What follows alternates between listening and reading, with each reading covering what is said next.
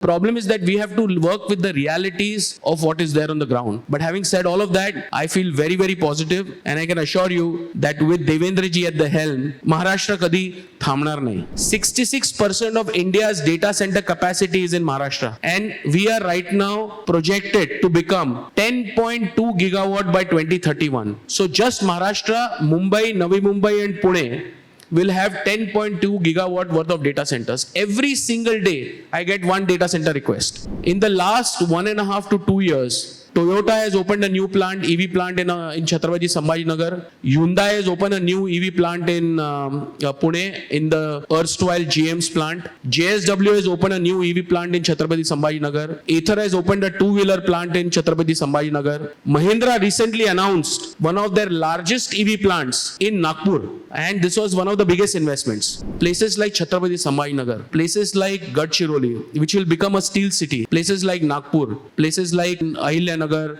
Nashik, these are now developing into new hubs. Entire corridor, which Devendra ji always refers to as Mumbai 3. That Mumbai 3 corridor will have an international edu city, international medicity, sports city, GCC ecosystem. Tatas have signed up with us to create the best innovation park in the country. In Davos, they signed up with us. We have started executing. Other states will have to use binoculars to see us. They will not have to worry, and we are proud of our progress, and we will drive Maharashtra to a level in which other states will really have to work hard to set a higher benchmark. Welcome Kaustubh Dhavse ji to MGX 2035, and I kindly request Shri Vikram Shankar Narayanan to conduct this wonderful interview with Dhavse ji, because it is this that is going to tell us why do we need this kind of dialogue when we are moving forward towards Maharashtra becoming the preferred destination for global capital,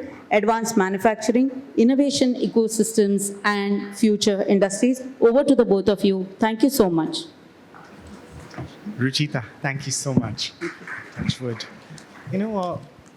Frankly speaking, being a Harvard Kennedy graduate as well, coming back to the country, coming back and being a son of the soil as well, there are multiple things that I can talk about, but sometimes I think we're shaping the dialogue for him. Before we start engaging, because I'm going to be probing on a couple of matters which I think everyone in the room may want to hear, we'd like to hear something from you about what you see in Maharashtra for the next 10 years by 2035, when the state is going to become 75 years old. Please. Thank you. Good morning. My God, it's absolutely overwhelming. I have been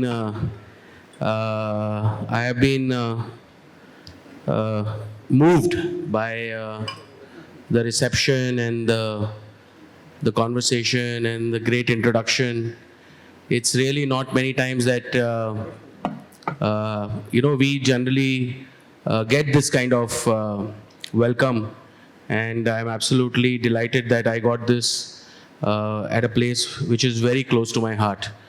And my relationship with Kiran Shelar and with Vikram goes back a long way. In fact, I have known Kiran, as he correctly said, for a very, very long time. So it's an absolute delight. So I just want to express my heartfelt gratitude to this entire team for giving me such a warm welcome. I think we are at a very important time in the history of the world. And I say that because almost everything seems to be shifting. Whether it's about geopolitics, we don't know who are your allies, who are your enemies. Every single day, AI is throwing up new and very interesting challenges to policymakers. The green transition is giving us immense amount of opportunities, but also the cost of implementation of those opportunities are significant.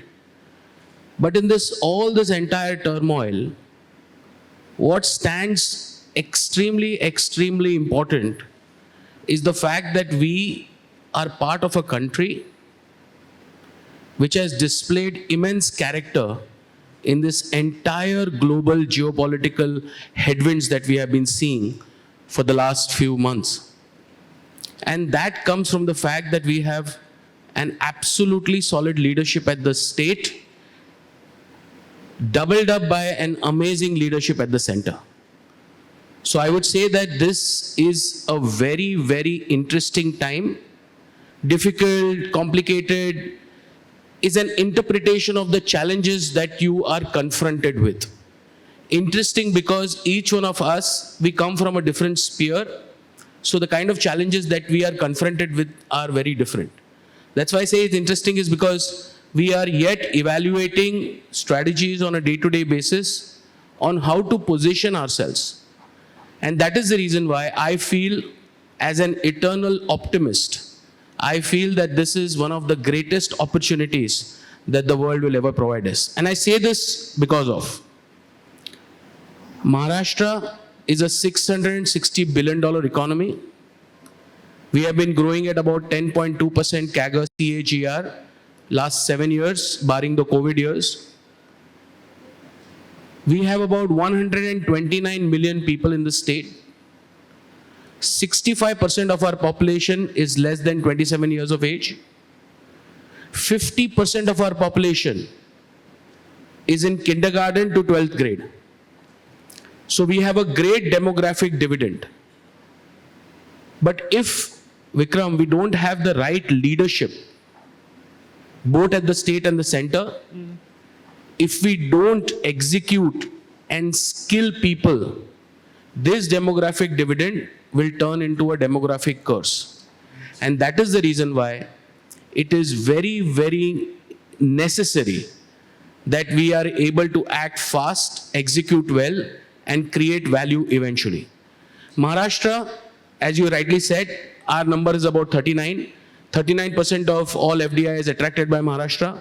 Maharashtra has been the leading state for a very, very long time. It has consistently outperformed most states. But in this era of cooperative and competitive federalism, we are facing an increasing challenge with other states trying to attract investors. And it is getting cutthroat. Cutthroat means that when we announced MOUs in Davos, I remember in 2025, the moment all our MOUs were on Twitter or X, which is now it is called X, all the other states reached out to all those investors and started saying that please come to our state and we will give you a counter offer. So it means two things. One is that if you don't execute faster, you're gone. If you don't execute at speed of business, you will become irrelevant. And that is the reason why we get sleepless nights. Because we are working hard, but eventually the competition in the country today, and it is a great thing for the country, by the way, because economic prosperity should be across the board. It cannot be concentrated in one or two states. If that does not happen, then India cannot become a $5 trillion economy. We are slated to become, and I can say this with immense confidence, that we will be the first state to be a $1 trillion economy in the next few years. Whether it is 28, whether it is 29, whether it is 30. And unfortunately, because we are pairing it with the dollar, the moment dollar keeps on moving, the numbers keeps on shifting. So if it is 90, it becomes 660, then it becomes 92, then it will become lesser. It becomes 96, it will become lesser. So that's a pairing challenge. But we basically hedge it at $1 value and we focus because we are growing. So why do we look at something that, kind of puts us down? We look at our own lakh crores. So we have more than 54 lakh crores and we keep on working on that and we keep on growing at our rates. I believe that Maharashtra is sitting on an outstanding opportunity. And I feel so positive about it because whether it comes to infrastructure-led growth, whether it comes to policy-led industrialization, or whether it comes to skilling, on each and every aspect, we have a strategy, we have a plan. The third piece is execution. And I have to admit that even though, Vikram, we probably are number one in the country, I would say that we are in the state of conscious incompetence. Because we are aware that there are some systemic challenges we have. We have some rudimentary policies which cripple us. We sometimes don't have a very encouraging bureaucracy, which I represent. And fourth, we don't have people who sometimes place interest of the country and the state higher above their personal interest. And that becomes an impediment. And that's a human trait. I don't have a fundamental issue with that. Of course, I have an issue with that, but I don't have a fundamental problem because we have ways to bulldoze it. But the problem is that we have to work with the realities of what is there on the ground. But having said all of that, I feel very, very positive, and I can assure you that with Devendra ji at the helm, Maharashtra kadi thamnar nahi. That's good. You know what? I think you're a bit of a mind reader because I think you've addressed most of the points I wanted to question you about. But we've still got a lot of room to discuss. Coming to the stakeholders who are actually attending this event, for example, we have Mr. Karate from Adani. We have Mr. Titina, who's come in from Singhania. They're into capital, they're into processes. It's a challenge for them. Today, they're talking about opportunity. They're given their time today to talk about opportunities. They want to come here and understand what to do with finance from Mr. Titina's perspective, from Mr. Karate's perspective, operations in Adani as well, be it energy, be it all of those. I mean, he just recently went to Delhi to address a matter talking about our energy situation. You spoke about competitive federalism. Today, coming to it, and you've been humble enough and straightforward enough and honest enough to come up and say, these are our challenges, these are our drawbacks. What do you think you're doing at this point in time to position Maharashtra ahead of other states? Because it's already maintaining a lead, but you've been humble enough to admit it's going back perhaps somewhere. What are you doing? What are the initiatives you're seeing? What are the policies you're coming up with that may strengthen it further and keep this lead? I think that's a great question. I think we have a multi-pronged approach.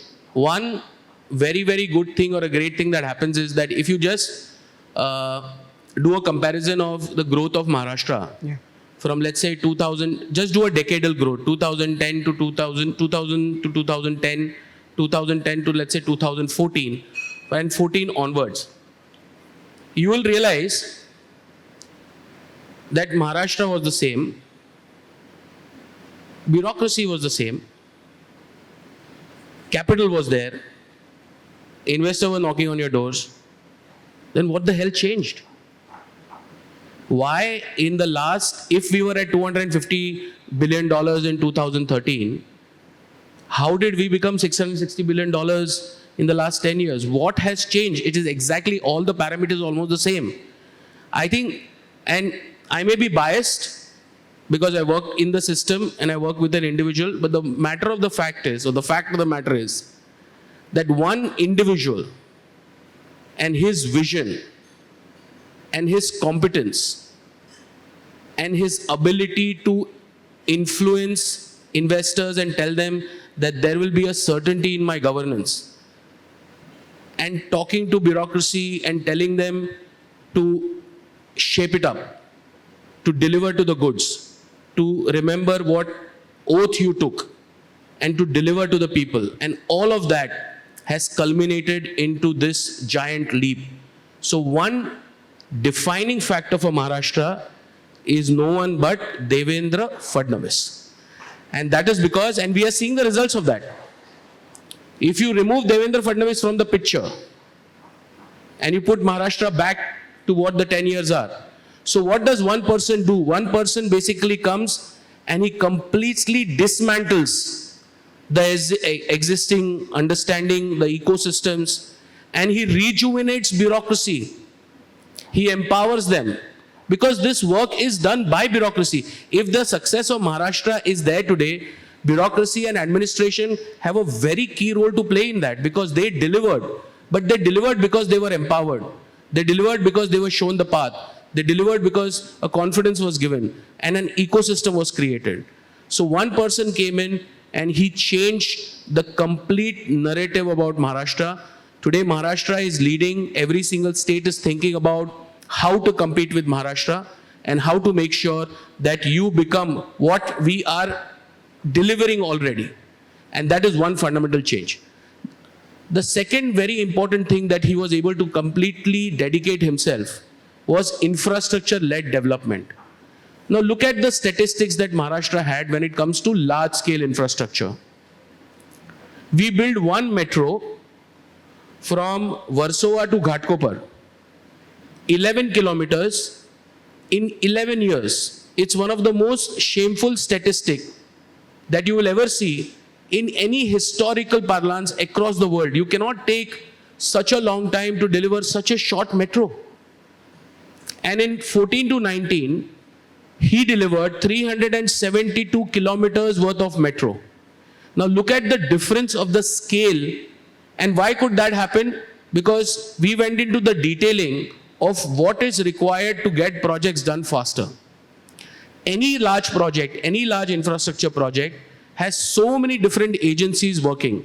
There is utilities, there is state government department, there is central government department, there is National Green Tribunal, and all of them are led by very senior officers. Unfortunately, they don't talk to each other. And because they don't talk to each other, files movement takes forever. So we created something, Vikram, called the Chief Minister's War Room in 2015. And this war room was something that was my first responsibility when I joined the government as his Joint Secretary in OSD. So we ran the war room under the chairmanship of the Chief Minister with a single agenda to drive and execute projects in the shortest possible time. What used to take from conceptualization to DPR to tendering used to take about 4 years. We shrunk it in 6 months. And tendering was not delayed, extensions were not given, intervention were not allowed, dilution of tenders were not allowed. And we were very clear about this. And nobody could mess it up because people are scared of honest people. People are worried that if an honest man is performing and is delivering, people are extremely scared, they run away. And I have experienced it. So I can tell you that that is the reason why we could get those infrastructure projects done in time. The same is the case with industry. We were literally losing every single large industrial house to other states. Good for other states, but very bad for Maharashtra. And empirically that was happening because we were unable to address the needs of land requirement, water requirement, electricity on time, and then the delays with dealing with so many different tables and so many different conversations. We cut that entire thing out. We created a single window, and this was literally a single window, not a window when you go inside and there is another door, and then there is another window, and then there is one more window. A single window, a single person, and we created a transparent mechanism to investors. And I say this today on this platform, that if you have a problem, please come to the Chief Minister's office, let us know. Because we may not know every single problem in on the ground. But when we know about an issue, we resolve it. Because people always try to find these shortcuts. And please don't take any shortcuts in our government. We will execute faster and we will deliver. Third very important thing is new age industries. You all have to understand that while the world is shifting, where is it shifting to? We are talking about the digitization, the digital economy, the AI. So AI is changing everything. It is reshaping literally everything. But more importantly, it is also an opportunity creator for us. You may have noticed that in the last 6 months, a very large amount of capital is getting sucked out from every market, including our markets. But our markets are resilient. Because somebody was telling me that the total SIP per month from Indian retail investors has gone up from 21,000 crores to 30,000 crores. So Indian retail investors are actually holding on and continue to invest in the India story. But the FIRs are removing money. And why are they removing money? They're removing money because they are removing money and redeploying it in AI, only in AI. Whether it is LLM, whether it is applications, and whether it is infrastructure. We yet, apart from Sarvam and one or two LLMs, we don't have a very big LLM story. But we have a great AI infrastructure story. 66% of India's data center capacity is in Maharashtra, ladies and gentlemen. 66%. And we are right now projected to become 10.2 gigawatt by 2031. So just Maharashtra, Mumbai, Navi Mumbai and Pune, will have 10.2 gigawatt worth of data centers. Every single day, I get one data center request. So these are the new industries, these are the new age industries, and there is absolutely no dearth of capital for new age industries. EV transitions. In the last 1.5 to 2 years, Toyota has opened a new plant, EV plant in Chhatrapati Sambhajinagar. Hyundai has opened a new EV plant in Pune, in the erstwhile GM's plant. JSW has opened a new EV plant in Chhatrapati Sambhajinagar. Ather has opened a two-wheeler plant in Chhatrapati Sambhajinagar. Mahindra recently announced one of their largest EV plants in Nagpur. And this was one of the biggest investments. And ladies and gentlemen, please notice, I purposely kept on saying the names of the places. Because traditionally, Pune was the auto hub. And every single automaker wanted to go to Pune. It took us almost 8 to 12 months to convince investors that you have to look at other options also. These are options that we will create. Because regional economic imbalance has to end. Maharashtra cannot just be powered by Pune. We love Pune. I love Pune. Mumbai, I love Mumbai. I'm a Mumbaiker. I was born, brought up here. Thane, MMR. But they are not going to serve the interest of the state beyond a point. They will reach a ceiling. Places like Chhatrapati Sambhajinagar, places like Gadchiroli, which will become a steel city, and I will talk about it a little later. Places like Nagpur, places like in the entire western Ahilyanagar, Nashik, these are now developing into new hubs. And that is what we would like to do. A developed state which is sustainable, which impresses and spreads economic prowess across the state is truly, truly long term. Kaustubh, at the risk of it sounding like flattery, I'm really glad that you spoke about the primary sector, secondary sector, and tertiary sector. You spoke about the tertiary sector, mainly AI and service-driven economy, that is really being driven by perhaps, the creamy layer of intellectual capital that's available within the country and around the world. Obviously, they're moving into AI as well because they have smaller populations and also dwindling populations as well, and it could permit that. In a country like ours, in a state like ours, a focus on the secondary sector, manufacturing, industry. We're looking at other states like Telangana and all of these, and thank you for bringing up the point of Gadchiroli, which is really the final frontier of development within Maharashtra. But frankly speaking, what we as a think tank, that is Vivek Park Foundation, I'm speaking on behalf of all my colleagues sitting over here, members of the audience, investors who need to deploy capital in the country, manufacturers and industry leaders who are looking at making Maharashtra, growing their operation in Maharashtra.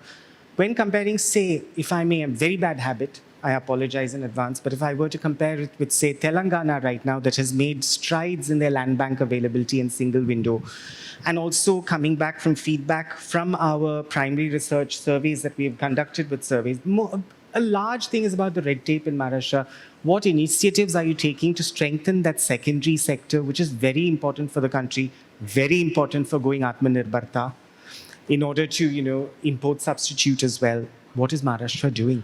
You're talking about SMEs. SMEs. Even large industrial players as well. Like right now, you've Yeah, so very you talk- interestingly brought the point up of the tertiary sector Right. and gone back to the secondary sector, which is what everyone is doing, needs to understand. No, absolutely. Acknowledge, No, SMEs, ladies and gentlemen, SMEs are the backbone of the industry. In fact, we have more than, I think, 9 million SMEs in our state. And SMEs actually power major industries. In fact, I remember when big automakers go to newer places like Chhatrapati Sambhajinagar, it creates almost a network of 200, 300 SMEs, which are mostly local, which now see a huge amount of opportunity, which is long term, because as long as Toyota is there, their business will be perpetual. Right. So SMEs is an important sector. SMEs have very different set of challenges. Mm-hmm. Two which I definitely know about, which keep on coming up, is one is that we are not able to provide them with a customized land option. Okay. Which is because all our land options within MIDC are pretty large, and sometimes it becomes too difficult for them to take such a capital call. Right. And for that, we have brought in a change. I will talk about that change in a minute.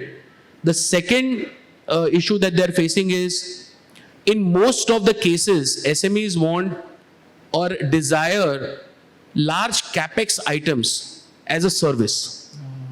So whether it's energy, they would like it as a service rather than putting in their capital.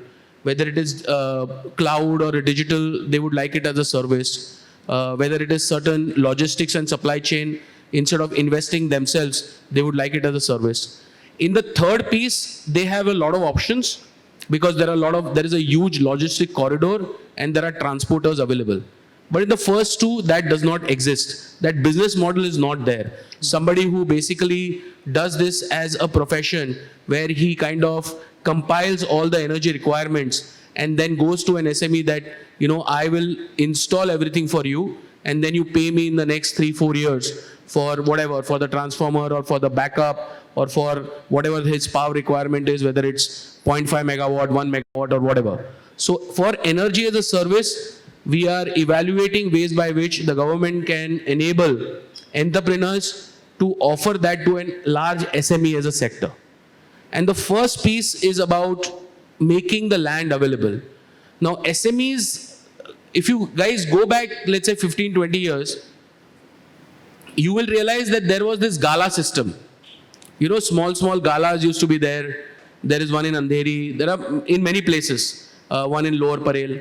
And that gala system was basically, smaller 1,000 square feet, 1,500 square feet, small workshops. And the SME sector thrived on that because it was very, very low upfront capital.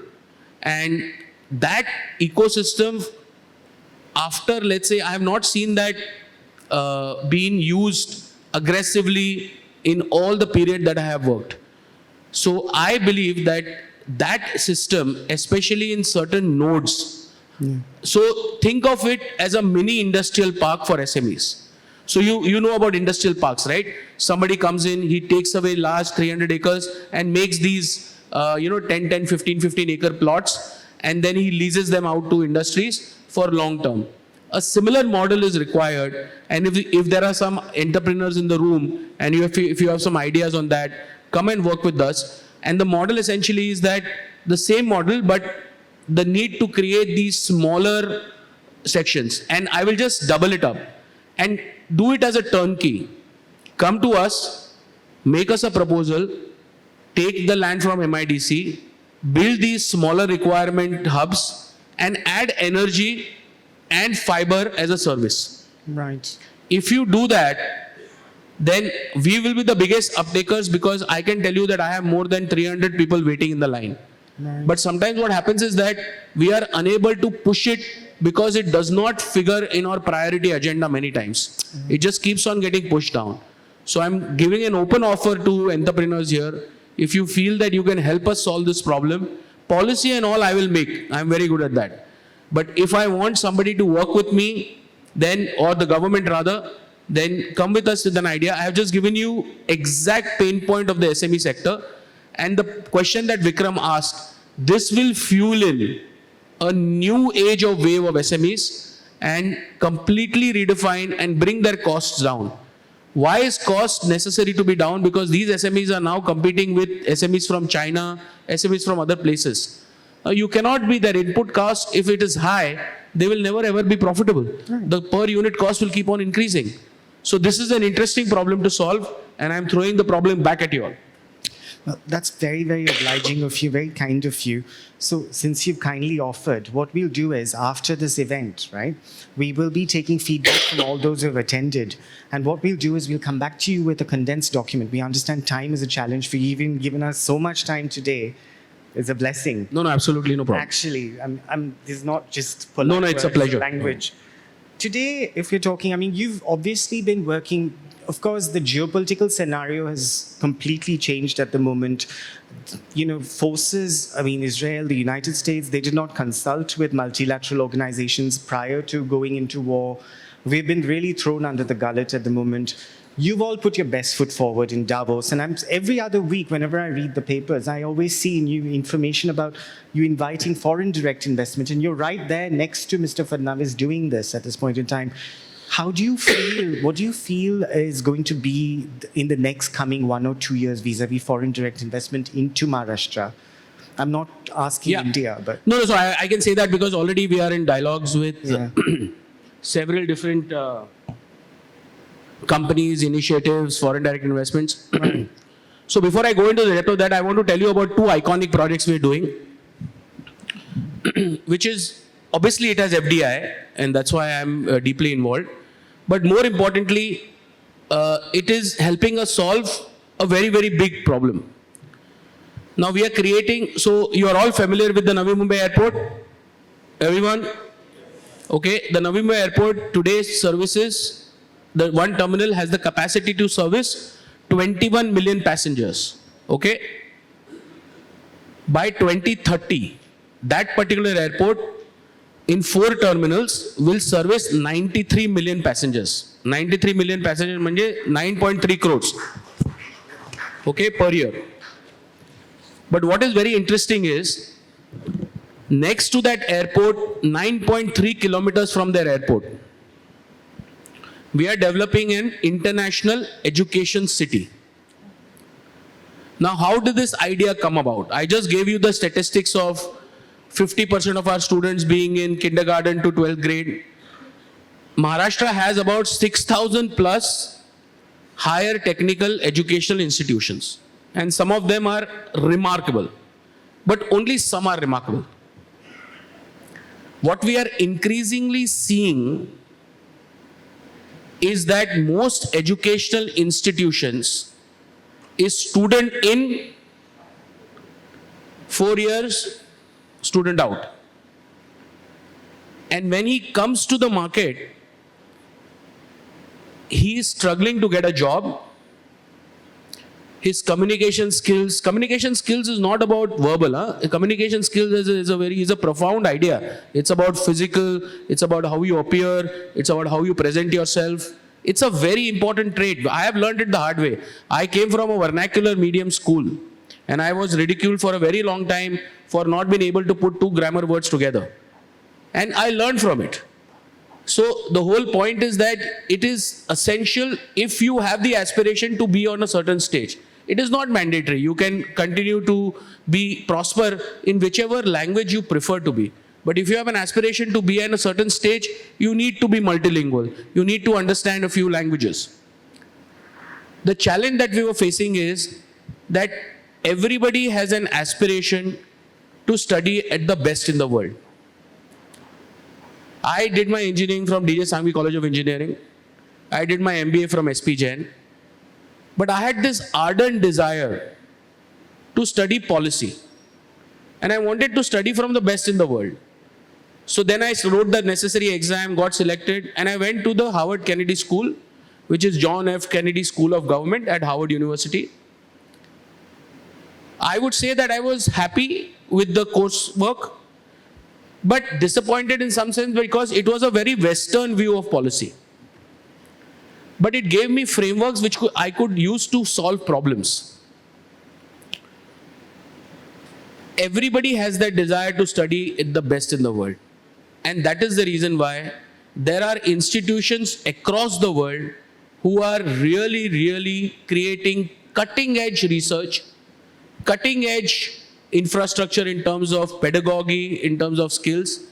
And we decided that the momentum has to change from mobility of students to go to that economy, study there and contribute to that economy, to mobility of institutions. So we created a plan under the leadership of Devendra Fadnavis to create an international edu-city. And right now, as I speak to you, ladies and gentlemen, we have signed up 7 foreign universities to set up the campus there. So, and this is not an affiliate, this is as per the National Education Policy. Foreign university can set up their entire campus in India. They have to choose the state. This is not a stripped down or a cheaper version, because whenever I pitch to foreign universities, I tell them only one thing, that one of the best companies and the most respected companies of this country is the Tata Group. And there is nothing wrong that generally the Tata Group does, ethically. Ratan Tata saw a family on a scooter with 3 people. And it hit him that he needs to create the most efficient car. That's how Nano was born. You all are aware of this? One fundamental error the marketing team made. One fundamental error. Do you know what the error is? They sold it as the cheapest car. They marketed it as the cheapest car. When that hit the Indian consumer doesn't want to buy a cheap car. He doesn't want to be labeled. Why? Because we are an aspirational lot. So when I speak to foreign universities, I tell them, don't give me a cheaper version of your university. I want a full-fledged, fully functional university. And 7 foreign universities have signed up. Illinois Institute of Technology from US, University of York, University of Aberdeen, Bristol University from UK, University of Western Australia from Australia. Just yesterday I got an email. I cannot say it publicly. Devendra will announce it soon. One of the top 50 universities has signed up with us. So it's coming up. They are setting up their full-fledged campuses. So that's one very important project that we are doing. It is completely going to change. By 2032, the 300-acre land parcel with all of these universities, all common infrastructure done by government of Maharashtra, 80,000 student housing, 13,000 faculty housing, 10 to 12 acres for every university. 75,000 students will be studying there. It will be a completely fully dedicated ecosystem for foreign education, and that will completely change the game because students work where they study. अपने बच्चों को घर पे रखना है, बाहर नहीं भेजना है. That's why I said universities are coming where the opportunity is and not the other way around. Secondly, next to it, we are developing a Medicity and we are bringing the best foreign healthcare institutions. So these are 2 very important projects, and that entire corridor, Vikram, entire corridor, which Devendra ji always refers to as Mumbai 3. That Mumbai 3 corridor will have an international EduCity, international Medicity, Sports City, GCC ecosystem. Tatas have signed up with us to create the best innovation park in the country. In Davos, they signed up with us. We have started executing. So that entire ecosystem is completely going to redefine Maharashtra. We are going to be placed far ahead of others. Other states will have to use binoculars to see us. They will not have to worry, and we are proud of our progress, and we will drive Maharashtra to a level in which other states will really have to work hard to set a higher benchmark. Thank you so much. You know, I'll be honest with you, I cannot be greedy over here. There's so much more that I could ask you. It probably might get more granular. Yeah. You've really gone all macro. I really feel a lot of people have taken their time, come here on a Saturday morning. I think we should open the floor Absolutely. to questions. Probably we might be having to limit it to another 5 minutes. Sir has to also be on his way. We have taken a lot of his time. He's been very gracious. If I could open the floor for questions right now, and one of my team members could volunteer. Yeah? Touch.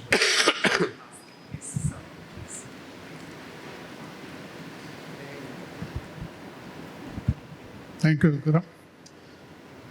I am Dr. Prakash Kondekar, advisor for the Chamber for Advancement of Small and Medium Businesses.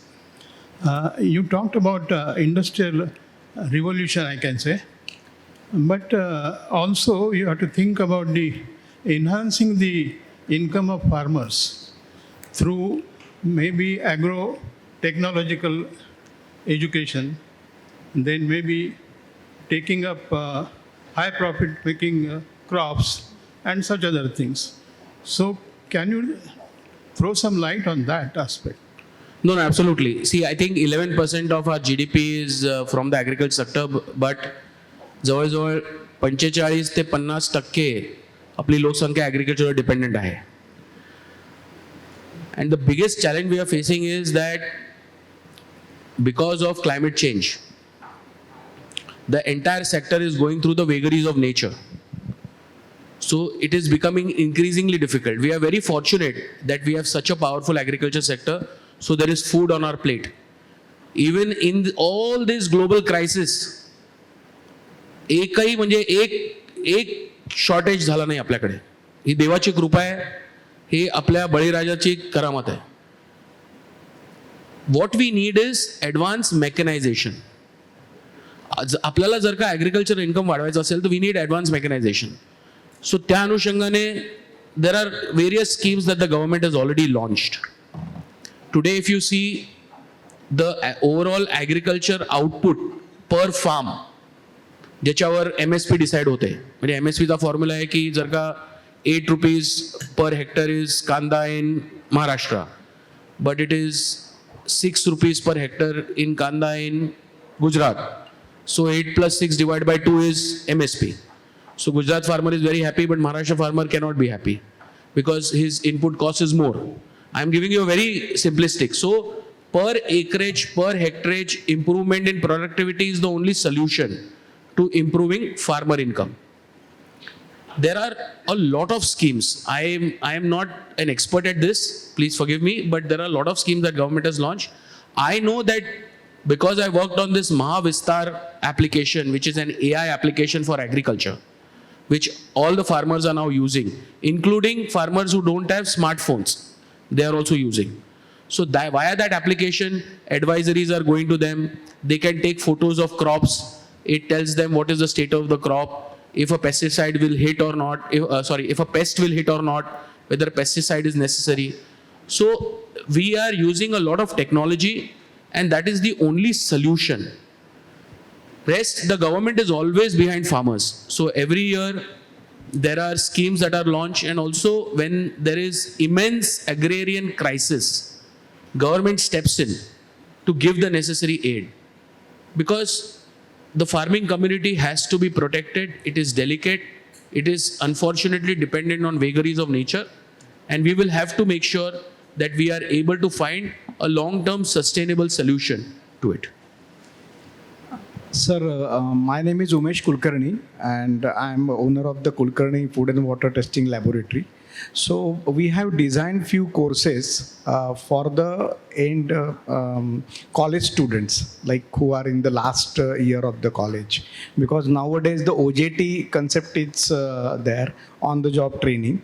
So what I mean to say that the educational hub which you are planning to right now, you have mentioned, is there any activity that the Indian companies or Indian laboratory kind of things which will be integrated to that particular educational sector which you are talking about? So I will have to understand this a little bit better. I can't be able. Yeah, basically- we will have to have a conversation. Okay. What you can do is that take my coordinates and come and see me.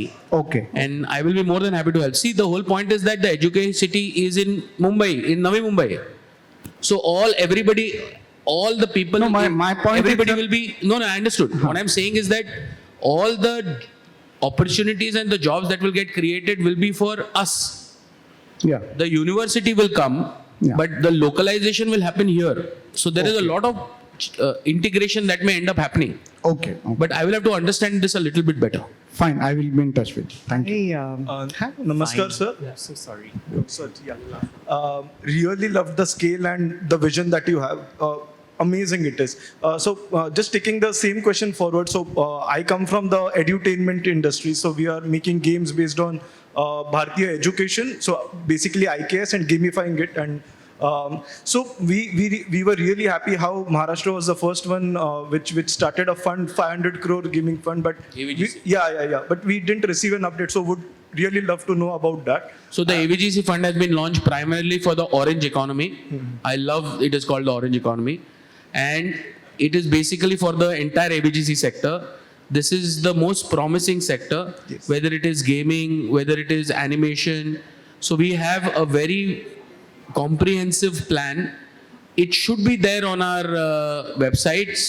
If it is not, then get in touch with our office. Yes, please. The fund has an application procedure. It generally starts in September and ends in March.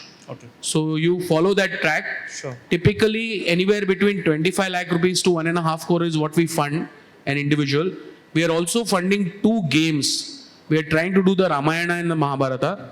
So we are funding a studio to create those games at the lines of, on the lines of that Dota and all that. Wonderful. So we're trying to do that. So I'm making something similar, exactly what you just said, based on our Indian civilization. We presented at IIT Delhi, and we received wonderful reviews across it. Then let's Yeah. meet up. Yeah, please. I have a final question for you. When global investors evaluate Maharashtra today, what do you believe surprises them the most positively after they engage with the state government? Just out of curiosity. I think, it's a excellent question. And I say that excellent because just a few days ago, just 2 to 3 days ago, we had the nuclear suppliers group, which is basically top nuclear power generating companies of the US, who came with a big delegation there were 12 companies, and they have come because everybody is aware of the Shanti Act, SHANTI. So the nuclear sector is now open for private sector, and they can come in to make nuclear power plants. So there is conventional nuclear energy, and then there is SMR, small module reactors. Okay, so these are the two platforms being used. Please understand that wind is important, solar is important, but if you want to achieve your economic goals and yet have a clean base load energy source, then that's nuclear for you, because it is the most sustainable. And our strategy is that if we find an optimal solution, one by one, all our coal-fired power generating assets, we will start converting it into nuclear, because there is no dearth of land. We will pick up a coal-fired unit, we will evaluate it, we will do end of life, and we will bring a nuclear. But the important thing is that after that meeting happened and Devendra ji led that meeting, we had a series of officers, the foreign investors saw, we interacted, we made presentations. And then the feedback that we got from the embassy was that this was the most professionally conducted conversation that they've ever had with any government. And that says it all. Because when foreign investors come, they are an extremely knowledgeable and educated lot. You cannot bore them to death with a 300 PPT, 300 slides PPT. You have to do work and specifically talk about what their pain points are. So we spend a lot of time in analyzing and understanding our investors and giving them a sense of what, and that is the differentiator. Devendra Fadnavis leads a set of people who are outcome oriented and who basically execute what is told. And that is the reason why people see speed of business and credibility. Thank you so much. Kaustubh ji, this is not a mere protocol or some conditioned behavior. Thank you so much. Over the last 10 years that I've seen you work, I personally met you the first time near the US Club at an event that you had organized long back, and I remember seeing dark circles around your eyes. You were looking haggard, but you were fielding everybody. Again, seeing you here today and seeing your journey, I think a lot of my colleagues at Vivek Park Foundation could use you as a role model as well. Thank you so much for your time. Thank you. Thank you so much. Just one last thing I want to leave you with an adage or a message that Devendra ji always uses, especially when he meets a very energetic business community, which you all are. So he basically says that the most profound challenge that you as a business are going to face is how to do what is right and yet remain profitable. And then he points to himself, and he says, the most profound challenge that me and my political fraternity has is to do what is right and yet get elected. And that is the challenge that we both are going to have in the future. That's good, sir. Thank you. Thank you. Thank you so much. Really. Thank you so much, Kaustubh ji, and thank you so much, Vikram ji. I actually like the fact that a couple of times Sir has said the problem, given the solution, and then he's thrown the problem back at us. Actually, he's given the solution. Thank you so much. And I'd like to just reiterate a small fact, Sir, that though you may see just a couple hundred of people over here, but please note that thanks to one of our sponsors, that is the television partner ABP Maza, this is live relayed, and therefore there is a whole lot of a big fraternity of entrepreneurs and others who are watching this program. So your message and this dialogue reaches to many more. And in addition to this, if you're wondering who else is supporting this kind of an event, I'm happy to tell you that we have a title sponsor with Maharashtra Maritime Board, MMB, the industry partner being Bellrise Industries Limited. We have associate partners Maharail, Aquachem Enviro Engineering Limited, Pitambari Products Private Limited, Waterfield Research Foundation, New India Assurance, SIDCO, Mahagenco, and Samarachana Structural Strengthening Private Limited. Only to tell you that it's these key people who are going to be helpful to all of us, in addition to more who are watching this. Thank you so much for your time. Thank you so much, Vikram sir.